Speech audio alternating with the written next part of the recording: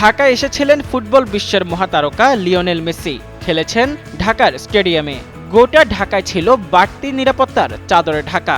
বিমানবন্দর থেকে বের হতেই মেসিরা বুঝলেন বাংলাদেশের মানুষ তাদের কত ভালোবাসে।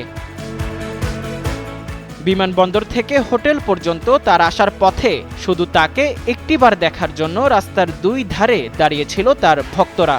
এই দৃশ্য স্বচক্ষে দেখলেন মেসি। সঙ্গে ছিলেন Sergio Aguero, Angel Di Maria, Sergio Romero ও গঞ্জালো হিগুয়েনের মতো আর্জেন্টাইন ফুটবলের জনপ্রিয় তারকারা।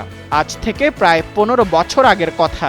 দিনটি ছিল ৫ সেপ্টেম্বর ২০১১ সাল। ৬ সেপ্টেম্বর বঙ্গবন্ধু স্টেডিয়ামে নাইজেরিয়ার বিপক্ষে খেলেন প্রীতি ম্যাচ। আমাদের উঠে দাঁড়াতে হবে। স্পিড সকল অন্যায়ের বিরুদ্ধে রুখে দাঁড়ানোর এনার্জি পার্টনার। মেসির মতো মহাতারকা যে স্টেডিয়ামে খেলবেন সেই স্টেডিয়ামে দর্শকের উপচে পড়া ভিড় থাকা ছিল স্বাভাবিক, কিন্তু তা হয়নি। প্রীতি ম্যাচটিতে দর্শক উপচে না পড়লেও গ্যালারি ছিল দর্শক ভরা। কিন্তু এখানেই প্রশ্ন থেকে যায়, আর্জেন্টিনার এই মহাতারকা বাংলাদেশের মাটিতে পা রাখলো, কিন্তু একে দেখার জন্য উপচে পড়া দর্শক ছিল না কেন? মূলত টিকিটের চড়া মূল্যর কারণে দেশের ইতিহাসের সবচেয়ে গ্ল্যামারাস ফুটবল ম্যাচটিতে সাধারণ মানুষের উপস্থিতির হার কম ছিল।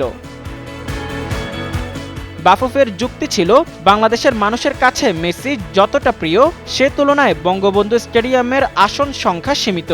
মাত্র ২৫ থেকে ৩০ হাজার দর্শকের স্টেডিয়ামে শৃঙ্খলা বজায় রাখতেই টিকিটের চড়া মূল্য রাখা হয়েছিল।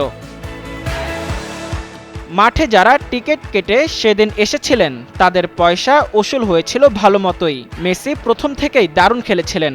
নাইজেরিয়াকে সে ম্যাচে ৩-১ গোলে হারিয়েছিল আর্জেন্টিনা। ৩ গোলের দুটিতেই ছিল মেসির অবদান। গোল করেছিলেন হিগুয়েইন ও ডি মারিয়া। বাকি গোলটি অবশ্য ছিল আত্মঘাতী। নাইজেরিয়ার পক্ষে একমাত্র গোলটি ছিল চিনেদু ওবাসির।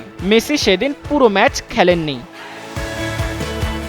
দ্বিতীয়ার্ধের একটা পর্যায়ে তুলে নেওয়া হয় তাকে, কিন্তু যতক্ষণ মাঠে ছিলেন বঙ্গবন্ধু স্টেডিয়ামকে তিনি মাতিয়েছিলেন আপন মহিমায়।